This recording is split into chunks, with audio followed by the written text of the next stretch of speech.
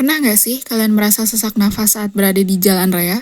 Atau melihat langit yang kelihatan mendung tapi bukan mendung? Mungkin itu adalah tanda dari polusi udara. Halo semuanya, perkenalkan aku Chelsea Lauren. Aku Ismi Maulidia. Dan aku, Hani Arfiana Zahra. Kali ini kita akan sama-sama mempelajari tentang bahayanya polusi udara. Polusi udara adalah pencemaran udara oleh zat berbahaya yang dapat membahayakan kesehatan manusia dan makhluk hidup lainnya. Zat-zat ini bisa berupa gas, partikel, atau bahan kimia beracun. Sumbernya banyak, seperti asap kendaraan bermotor, asap rokok, pembakaran sampah, emisi industri, kebakaran hutan, dan pembakaran batu bara. Menurut data terbaru dari situs pemantau kualitas udara, IKI Air, pada waktu akhir-akhir ini kualitas udara di Tangerang Selatan telah memasuki kategori tidak sehat. Bahkan pernah menduduki peringkat kedua sebagai kota dengan polusi udara tertinggi di Indonesia. Artinya, udara di Tangerang Selatan saat ini cukup berbahaya, terutama bagi orang yang punya masalah pernapasan, anak-anak, orang tua, dan mereka yang sering beraktivitas di luar ruangan.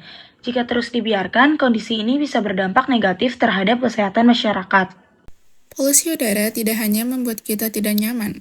Dampaknya bisa sangat serius loh bagi kesehatan. Beberapa penyakit yang bisa ditimbulkan antara lain ada PPOK atau penyakit paru obstruktif kronis, asma, radang paru-paru, tuberkulosis, dan kanker paru-paru.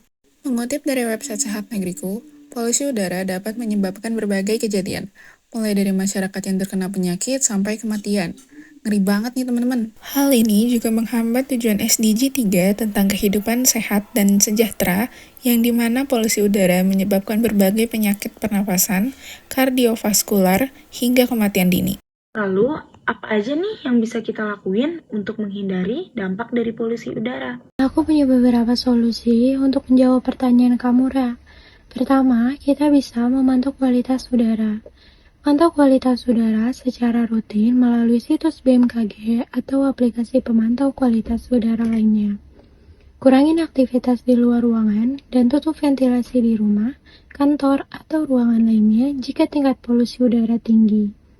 Yang kedua, gunakan masker. Jika keluar rumah atau beraktivitas di luar ruangan, gunakan masker untuk mencegah partikel polutan masuk ke dalam hidung dan saluran pernapasan. Gunakan masker yang pas di wajah dan dapat menyaring partikel polutan dalam udara, seperti masker KF94 atau KN95. Yang ketiga, kurangi penggunaan kendaraan pribadi. Lebih baik kita mengurangi pemakaian kendaraan pribadi dan menggunakan moda transportasi lainnya, seperti transportasi umum, bersepeda, atau berjalan kaki untuk mengurangi polusi udara.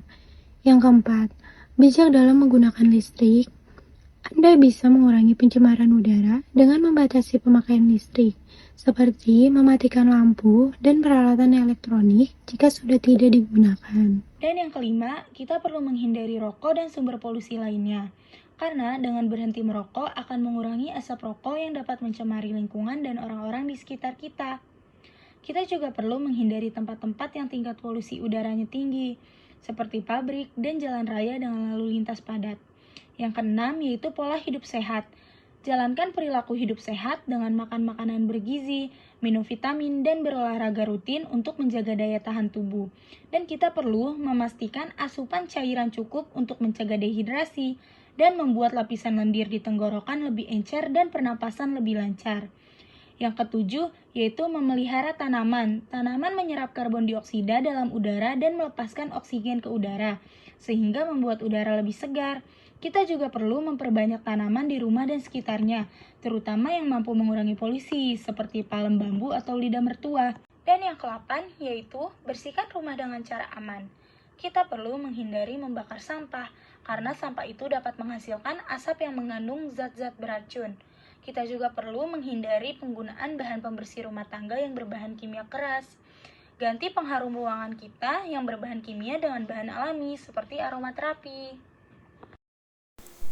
Yuk sama-sama kita laksanain teman-teman, agar polusi udara di Indonesia bisa berkurang. Thanks for watching.